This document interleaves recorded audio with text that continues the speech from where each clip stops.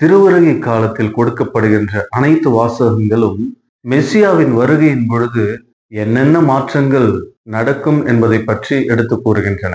இன்றைய வாசகம் 3 மாற்றங்களை பற்றி பேசுகின்றது. மெசியா வருகின்ற பொழுது நீதி நிலை பெறும், ஒற்றுமை ஓங்கும், ஆண்டவரை பற்றிய அறிவு அகிலத்தையும் நிரப்பும். மெசியா இந்த சமூகத்தின் மீது அதிக தாக்கத்தை ஏற்படுத்தினார். அதற்கு என்ன காரணம்? அவர் தூய ஆவியால் முழுவதுமாக நிரப்ப பெற்றிருந்தார். தூய ஆவி ஒருவர் மீது தங்குகின்ற பொழுது என்னென்ன கொடைகள் அவர் பெற்றிருப்பார் என்று எசையா இறைவாக்கினர் கூறுகின்றார். அதாவது அவர் ஞானம், மெய்யுணர்வு, அறிவுத்திறன், ஆற்றல், முன்மதி, ஆண்டவரை பற்றிய அச்ச உணர்வு இதையெல்லாம் நிரம்ப பெற்றிருப்பார். நாம் ஆவியால் இயக்கப்படுகின்ற பொழுது இப்படிப்பட்ட வரங்களால் நாம் நிரப்பப்பட்டிருப்போம். இயேசுவினுடைய வாழ்வு முற்றிலும் தூய ஆவியால் நிரப்பப்பட்டிருந்தது. அவர் தூய ஆவியின் வல்லமையால் பிறக்கின்றார். தூய ஆவியால் பாலை நிலத்திற்கு வழிநடத்தப்படுகின்றார். தூய ஆவியினுடைய அருட்பொழிவு அவர் மீது பொழியப்படுகின்றது. தூய ஆவியாரால் அவர் திருமுழுக்கு பெறுகின்றார். தூய ஆவியின் வல்லமையால் தான் அவர் தன்னுடைய பணியை தொடங்குகின்றார்.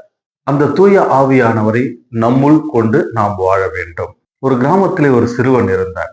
அவன் தன்னுடைய மிதிவண்டியை எடுத்துக்கொண்டு கோவிலுக்கு ஜெபிக்க சென்றான். அந்த மிதிவண்டிக்கு பூட்டு கிடையாது. அதனால் அவனுக்கு ஒரு சிறிய பயம், யாராவது எடுத்துக்கிட்டு போயிடுவாங்களோ என்று. எனவே அந்த மிதிவண்டியை தன்னுடைய கண்முன்னே வைத்துக் கொண்டு கோவிலின் வெளிப்புறத்தில் இருந்து ஜெபித்துக் கொண்டிருந்தான். பங்கு தந்தை இதை கவனிக்கின்றார். வந்து, ஏன்பா வெளியில இருந்து ஜெபிக்கிற, கோயிலுக்கு உள்ள போய் உட்கார்ந்து ஜெபிக்கலாமே என்று சொல்லுகின்றார்.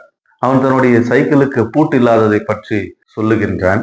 உடனே பங்கு தந்தை, உன்னுடைய சைக்கிளை தூய ஆவியானவர் பார்த்துக் கொள்வார், அதனால நீ கவலைப்படாம போய் ஆலயத்துக்குள்ள ஜெபி என்று சொல்லுகின்றார். இவனும் ஆலயத்துக்குள் சென்று தந்தை மகன் பெயராலே ஆமென் என்று கூறுகின்றார். இதை பங்கு தந்தை கவனிக்கின்றார். என்னப்பா, உன் ஜெபத்துல தூய ஆவியானவரை காணோம் என்று கேட்டதற்கு அவன் சொன்னானாம், தூய ஆவியானவர் வெளியில சைக்கிளுக்கு காவலா இருக்கிறார்ல, அப்போ இங்க எப்படி இருக்க முடியும்? அதனாலதான் தூய ஆவியானவரை விட்டுவிட்டு ஜெபித்தேன் என்று சொன்னானாம்.